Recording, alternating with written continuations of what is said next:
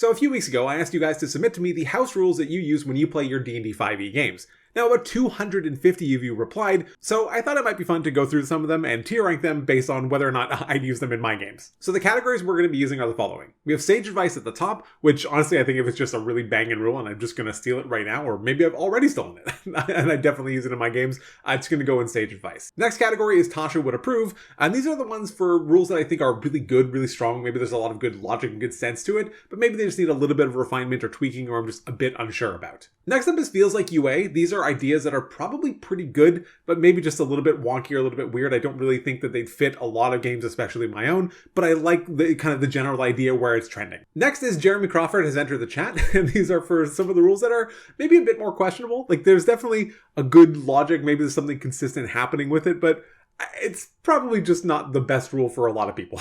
Then the last category is Straight to the Nine Hells, and these are for rules that I would absolutely never use in my games, and honestly would probably not recommend most people use either. Oh, and actually I did lie, that is not the last category. The last category is actually You Homebrewed the Real Rule, because a shockingly large amount of people actually just ended up taking Homebrew a little bit too far and going full circle, and just recreating the rule that actually already exists in the player's handbook. Obviously, as always, these are just my opinions. I'll give my own thoughts and commentary about it as we go through each one, but it's obviously just for fun, so take what you will and let's have a good time. First up is I don't roll initiative for monsters except bosses. Their AC is also their initiative. I guess the only thing they're really trying to accomplish here is just having a marginally faster initiative process whenever that comes up during their games.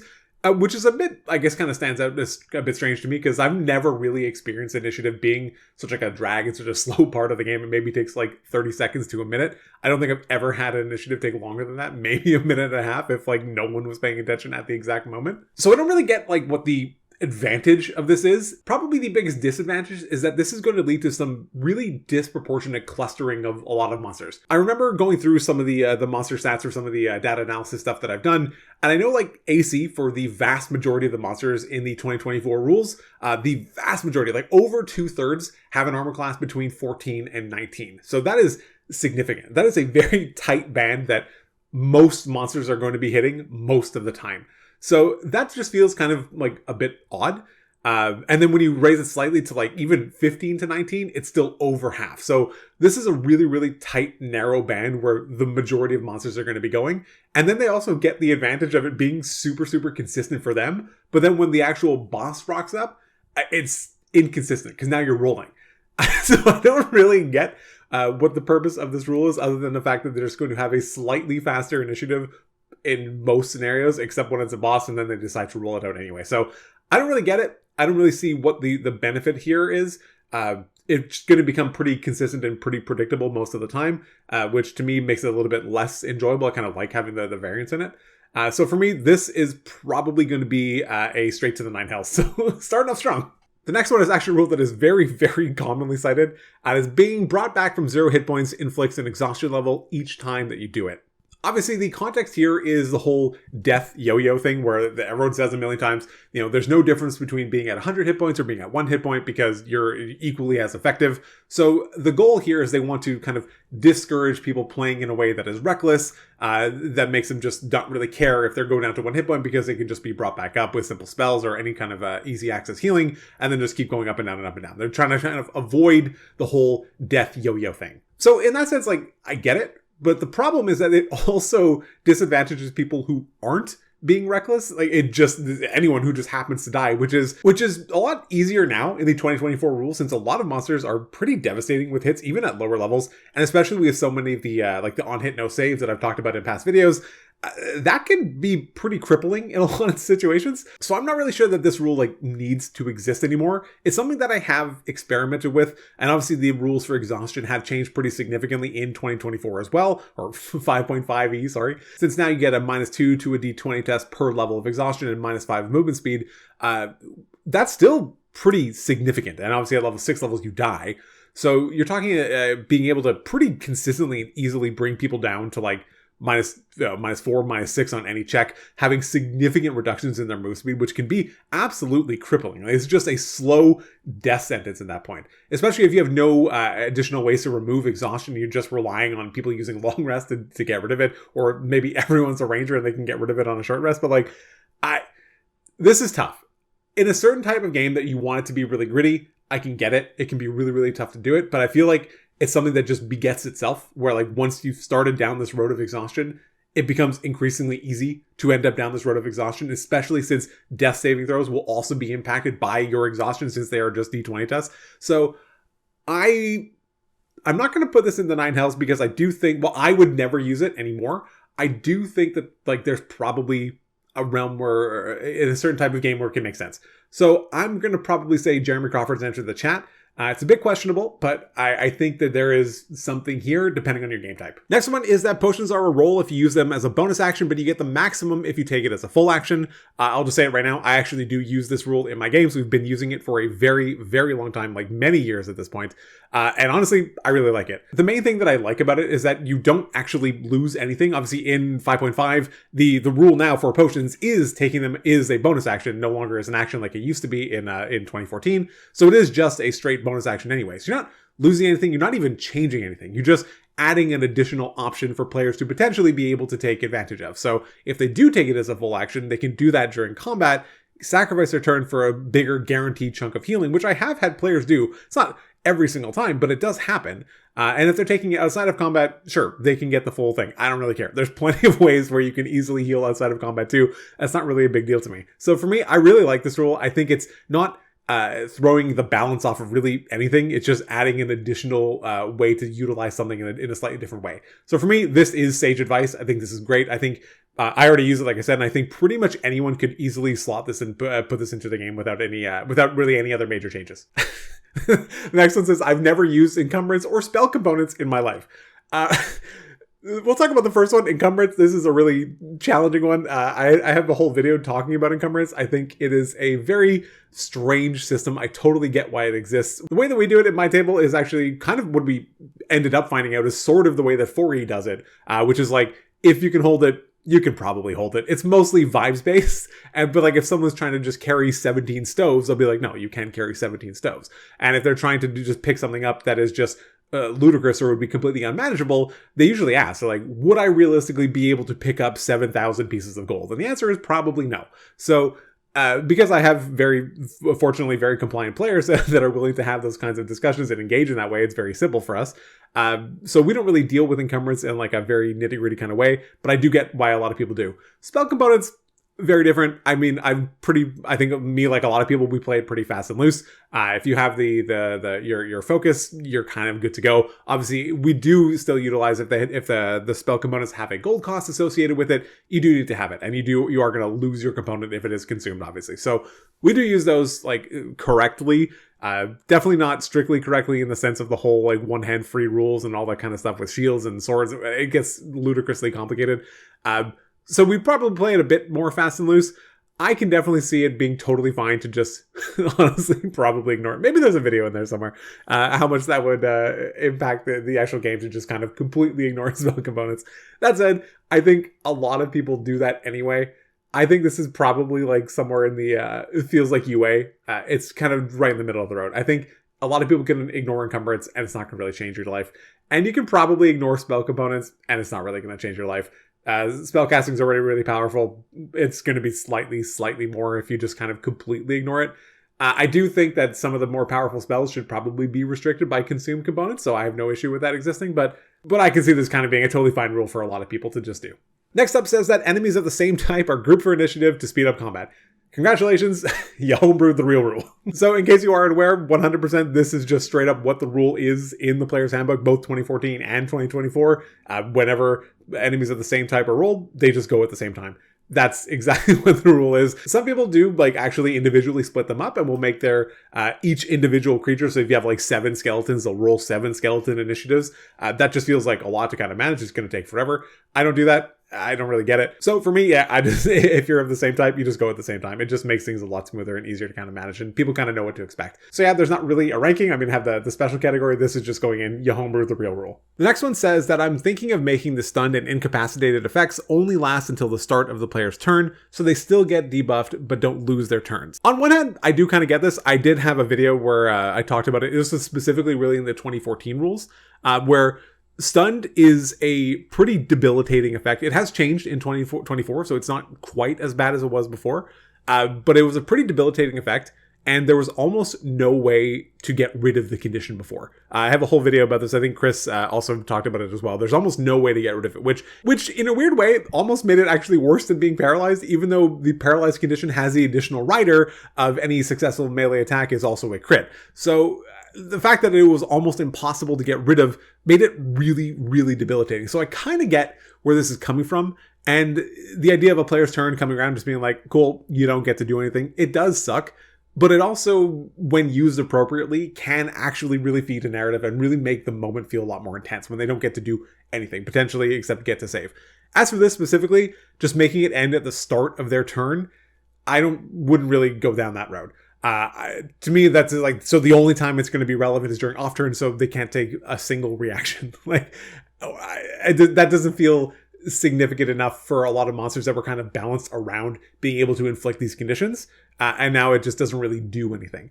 If you really want to go down this road, like probably just make it so it's end of turn. A lot of the stun conditions kind of do that already anyway. They kind of learned their lesson where there used to be some that were like 1 minute conditions and some gave you repeated saves. Others didn't give you repeated saves at all.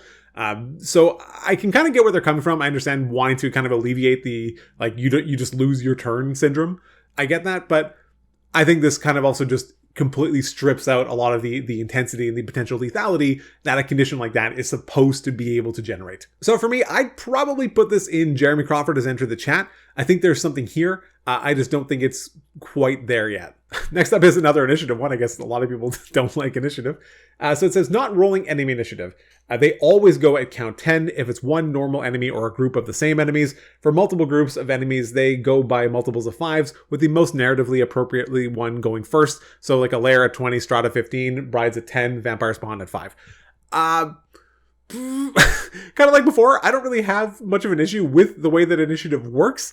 This also feels a little bit more like arbitrary. You kind of just have to decide. So for as much time as you're making up for not rolling initiative, you now need to kind of compensate for that by just deciding which like increment of 5 that they're going to go at. I kind of get it. So there, at least it splits it up. So there's always, there's a much higher probability of you getting like, player, enemy. So you have a lot more kind of variance in the actual structure itself without having to rely on just, specific roles. It makes it specific. It feels a bit kind of arbitrary and all over the place. I don't hate it though. I probably wouldn't use it in my games, but I could see this being like a pretty legit variant rule if there was some way to like make it consistent. If you had some easier way for a DM to identify which like initiative structure that it would be, other than just narratively appropriate. That just feels kind of all over the place. So I'm gonna put this actually in Tasha approved. I think it's a cool rule. I don't think I would use it personally, but I think that there's a place for something like this, and it could be something fun to experiment with. Next one is that legendary resistances come into effect at the end of the monster's next turn. So the casters can still use their big save or suck spells, but it's going to be more of a take a breather button rather than a GG shakes my head. Okay, like I get this. A lot of people really, really hate legendary resistance because it's just like, okay, cool, you just wasted your thing. And like, that is kind of part of the game. That's part of like the whole attrition-based combat, especially at higher levels where you're just like trying to find ways to sort of burn the monster's legendary resistance. I'm not saying that that's really necessarily a good thing, but it is just sort of part of the high-level play of loop where players are looking for ways to be able to get monsters to burn their legendary resistance. Fortunately, this isn't something exclusive really to casters anymore. A lot more marshals do have ways to use to force monsters to make saves, including simple ways like the topple mastery.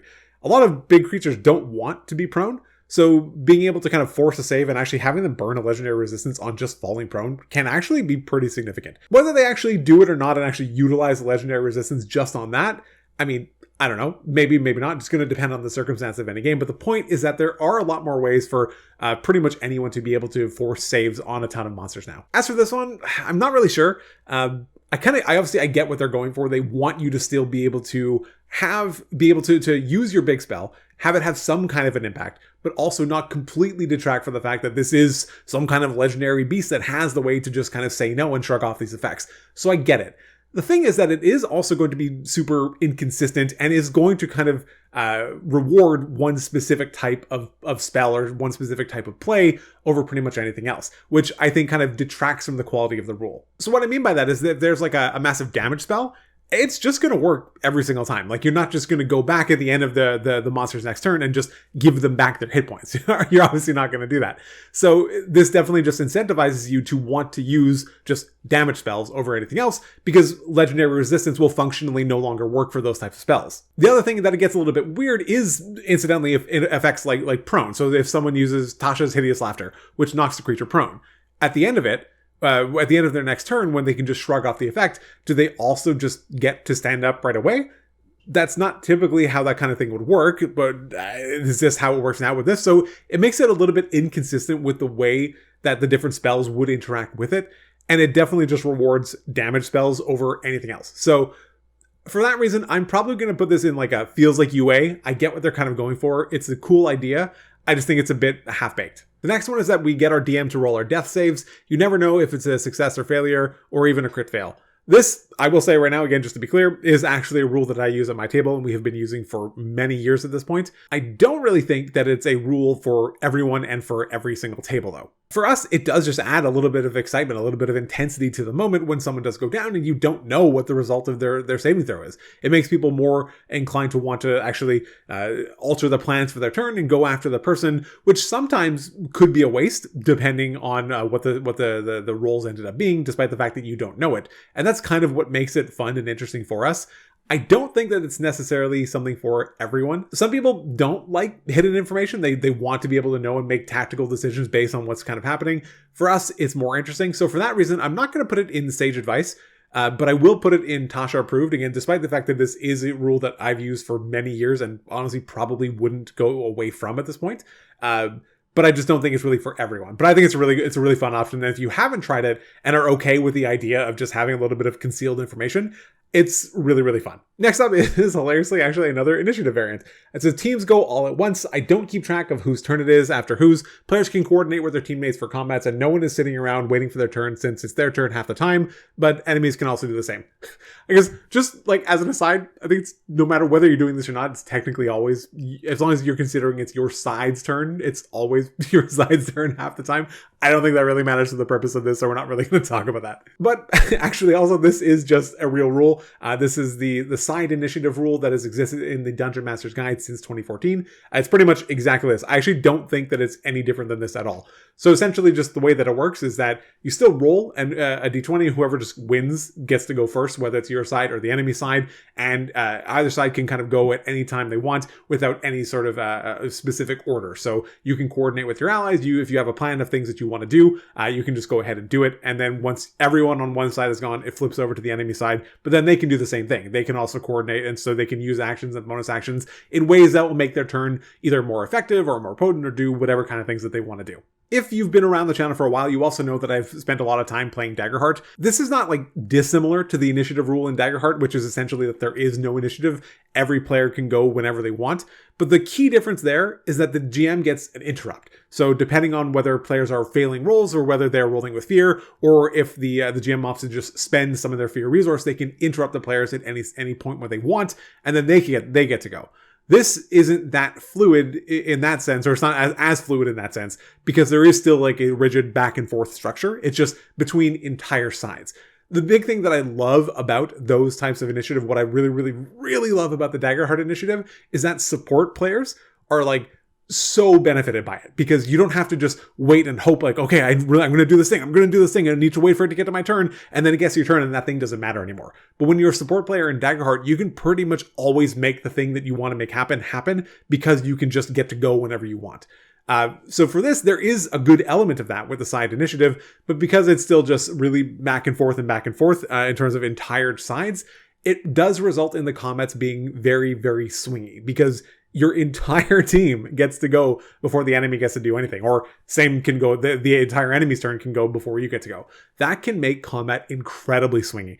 I don't particularly like the side initiative in this structure and the way that it exists in the 2014 Dungeon Master's Guide because of that very reason. It's a little bit too swingy for me. So I don't think this is a rule that a lot of players would particularly like. I do think it's fun to experiment. I think the idea of the Daggerheart interrupt is what makes that kind of functional for me. It's what makes it more interesting and makes it less just inherently swingy. So for me, obviously, I'm not going to rate this because this is just congratulations, you homebrewed the real rule. But if I had to rank it, I'd probably put it in like feels like UA. I feel like it's something that players could definitely experiment with because it does change the way that you look at combat in a pretty fundamental way. So it is interesting. I just don't think that a lot of people are going to particularly like it because of how swingy it has the potential to make combat. Next one is that if you go down and get a failed save, you don't recover them until you finish a long rest. Kind of like we were talking about before with the death saves accumulating exhaustion. This might actually be even more debilitating than that. Failed death saves not recovering until you get to a long rest, like not even a short rest, a long rest, is honestly feels wild. It can be so easy. You get knocked down once, you get a failed death save, you manage to come back, great. If you go down again and someone hits you, that's a crit, you're dead. It's done. Like, it's makes it so easy to die. I don't really think that this is a rule that a lot of people should play with unless you are really, really looking for a game that has a chance to be exceptionally gritty. Especially because, like, there are no rules and abilities in the game that just, like, say, recover a failed death saving throw, because that's not a thing. They always reset when you whenever you come back up. So I feel like if they recovered at the end of the combat encounter, maybe. Short rest, maybe. Long rest just feels ruthless. It feels completely debilitating. Unless you are playing like exactly one encounter per day, then like maybe. But honestly, this one is going straight to the 9 hells. I don't really think that anyone should do this unless, again, you are really looking for a game that is exceptionally gritty. Next one says rituals only take 1 minute. 10 minutes is way too long for the rest of the party to just sit there and wait for the caster to get their shit together, or even worse, go and do something interesting while the person casting the spell just stays outside the story for a little bit. That's literally the point of ritual casting. Like, I don't really get this. I'm not gonna lie. Like, quite literally, the point of ritual casting is to have some kind of like downside for the fact that it was free. The point is supposed to delay what you want to do or put the party at risk. It's to put you in a position where you have to make the decision of, do I want to cast this for free at the expense of my own time, or do I want to just cast a spell now and go? So to just like fully strip it back so every ritual, no matter what, is 1 minute. I'm assuming they are not doing that for spells that have casting times that are longer than 1 minute, but whatever. I think this kind of completely ignores the purpose of ritual casting. I think at this point, if you're going to do that, just make every ritual spell just cost a minute. Just get rid of ritual casting. Like, I just don't get, or just make every spell a ritual. Like, I don't really get the point of doing this. Like, that is quite literally the purpose of the rule, especially with their justification of like, it's too long. That's the point. For me, this can't go anywhere other than the 9 hells. It makes absolutely no sense to me. I don't really get why you do it. It just sounds like they don't like the idea of ritual casting in general. So yeah, let's go straight to the 9 hells. The next one is that you can make an athletics check to increase your movement speed, DC 10 plus the amount of feet you need to move. If you fail, you fall prone. I assume that when they say the DC 10 plus the amount of feet that you need to move, I assume that they're talking about the extra amount of feet, not like the total. Otherwise, it would be like impossible. This is kind of another one where it's like, I think this is an interesting idea, but I think the specific implementation and like the numbers they use kind of work against itself, work against the idea that it's actually trying to accomplish. So like for this, if you want to go 5 extra feet, you need 5 more feet of movement. You're going to be having to make a DC 15 athletics check. That's not insignificant, especially depending on your level and what your score in athletics is. And sure, it makes strength a little bit more useful, which is good, I guess. But a lot of characters just aren't going to be able to do this. And if you wanted to go 10 feet, you need to make a DC 20 athletics check. Some creatures, barbarians, who can just have advantage on that, it's going to be great. So it's just sort of like self-feeds the things that are already good, especially with barbarians that already get increased movement speed. So the people that are already good at it just continue to get better at it, but the people who are already don't necessarily have a ton of movement speed and want to take advantage of this are absolutely not going to be able to, because the downside is so steep. Like you actually fall prone, so you lose movement speed functionally. It's not even just like, oh, you're capped. Like, so I get what they're going for. They wanted to make it like, oh, you got to really decide whether you want to do this, but like, I think DC 10 is too high. DC 5 might even be honestly pushing it. I'm going to go ahead and put this in feels like UA. I don't think it's terrible. There's an interesting concept here about being able to kind of like push that limit a little bit more. Maybe this would be better served as like a feat, but again, then you should just maybe remove the DC entirely. I don't know. I feel like there's something here. I was really tempted to put this in Jeremy Crawford's Enter the Chat, but I think I'll go slightly higher. I think I'll go put this in. It feels like UA because it honestly kind of does. So yeah, that's where it's going to go. I feel really weird about this one.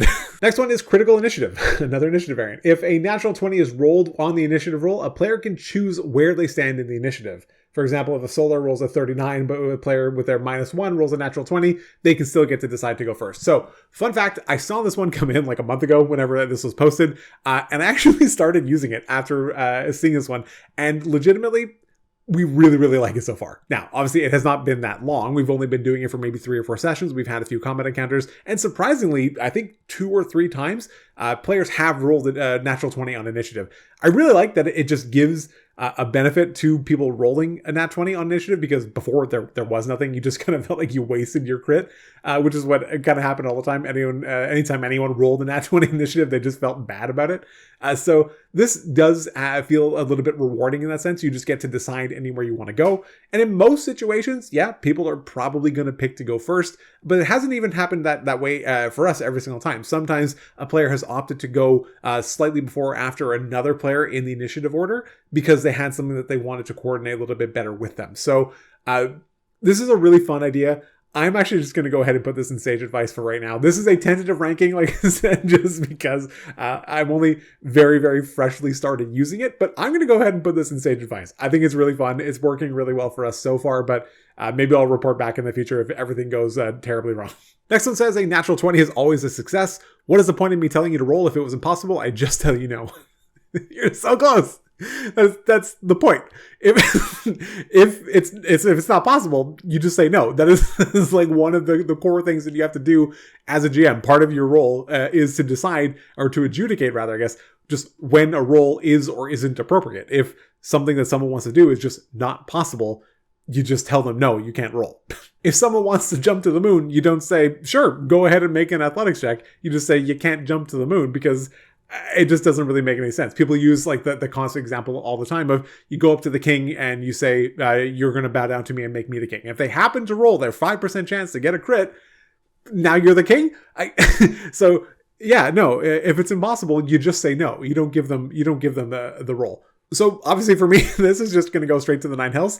And I think this is actually a really good piece of advice, just generally, especially if you're a new DM. Just learn when to say no.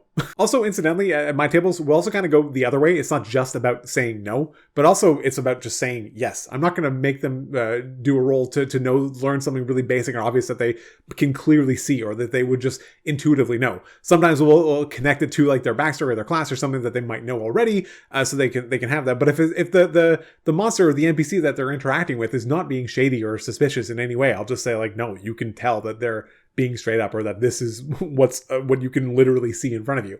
So sometimes just saying no is a good thing. Also, sometimes just saying yes, you get it without asking for a roll is also just a good thing, and something you should probably practice and just kind of get better at doing as well. The next one says that Rule 0 overrides any random piece of media, especially anything proposed by some content creators out to make a buck busking builds for shock and awe-based attention. I don't like, okay. So very clearly they've just homebrewed the real rule. Rule 0 is kind of there. The idea behind Rule 0 is that you as the DM get to make that decision about how things are, what things can be used, and how rules are interpreted at your table, and how things kind of play out.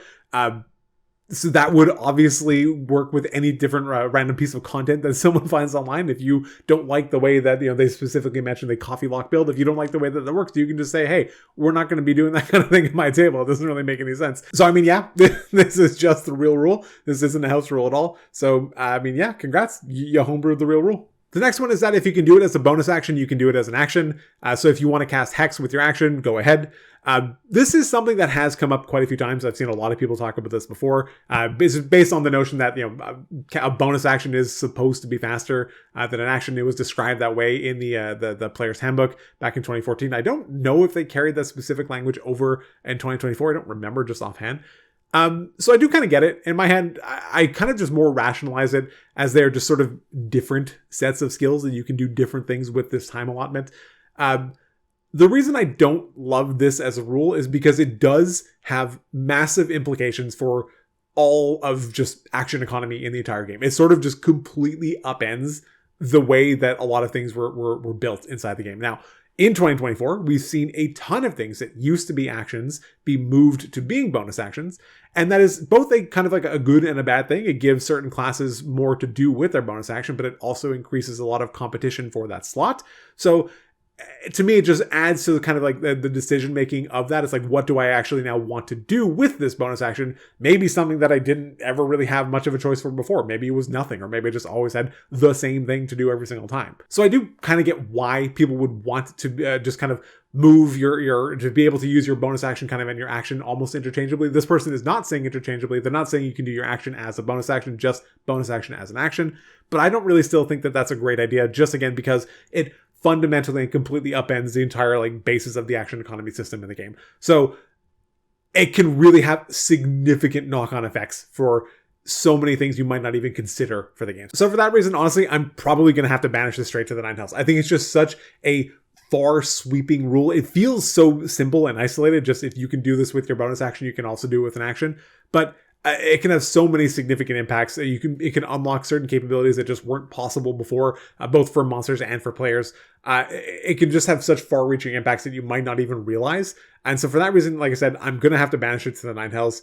I don't think it's necessarily a bad idea in concept. I just think it's something that I wouldn't do.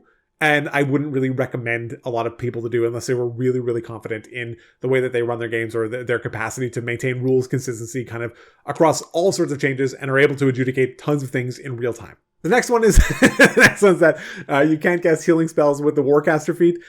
This is probably going to be the single biggest piece of my legacy, or whatever that is, my YouTube legacy. Famously, I got into that whole kind of like video chain reaction thing, talking about whether or not you could use the Warcaster feat and opportunity attacks to buff your allies.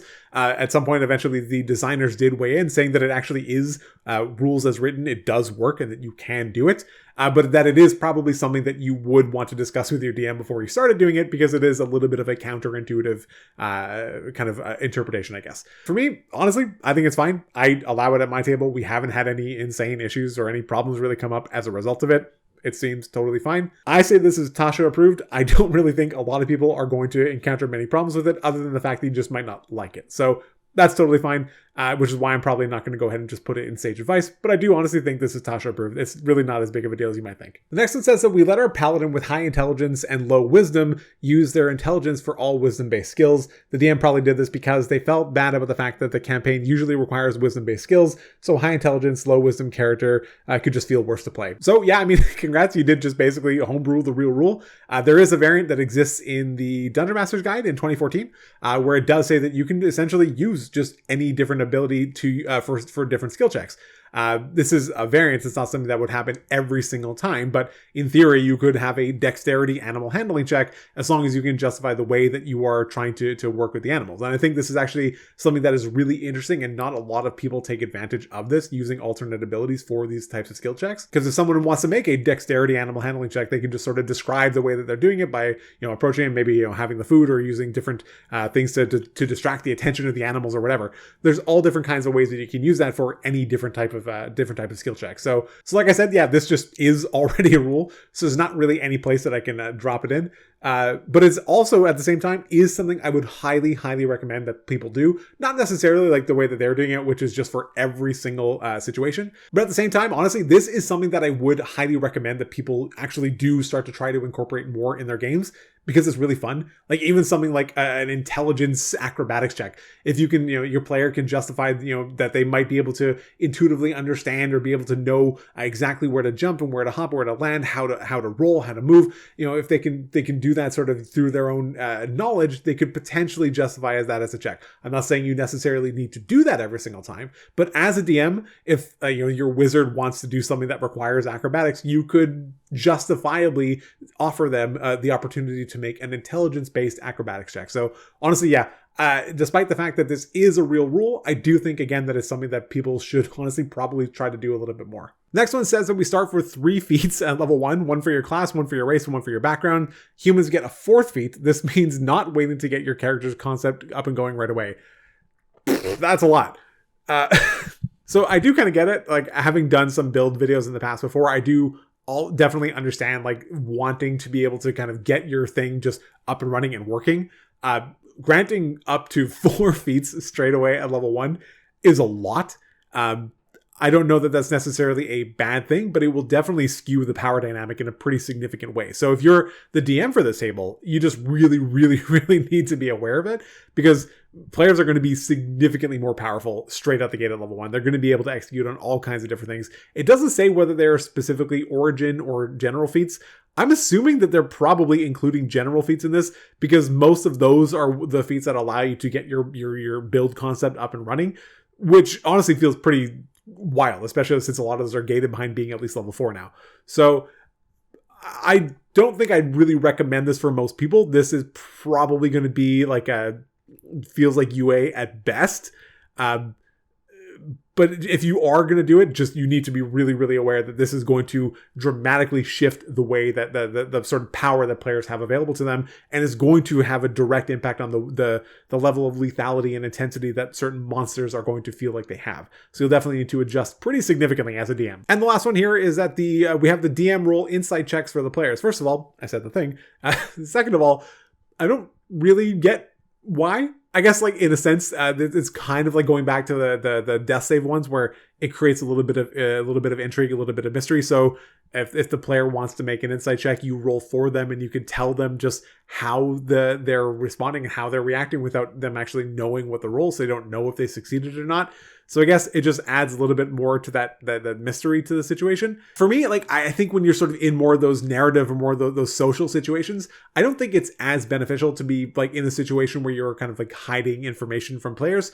I think it's more fun to kind of engage them in that way and have them make rolls and have them kind of know. It's not terrible. I don't think this is going to like ruin a game, but I don't really get the big benefit of what you're going for here. In combat, rolling death saves as a DM does add a lot more intensity. This is more just like, it just kind of adds more question marks. You're like, okay, like I don't really know what I rolled, so I guess whatever. So I don't think it's like at the same stake. I don't think you're really getting the same benefit in this case. So for me, I'm not going to banish this straight to the 9 hells. I will probably just say Jeremy Crawford's entered the chat. Feels about right. So that's it. Those are my tier rankings of some of your guys' common house rules that you submitted on the post. Let me know your thoughts. I'm really curious what you guys think about any of these, or maybe post some other house rules. I really enjoy doing these type of like reaction videos to the things that you guys submit. It's a lot of fun for me. Again, obviously, these are just my opinions. Feel free, tell me how wrong I am in the comments below. Otherwise, take care.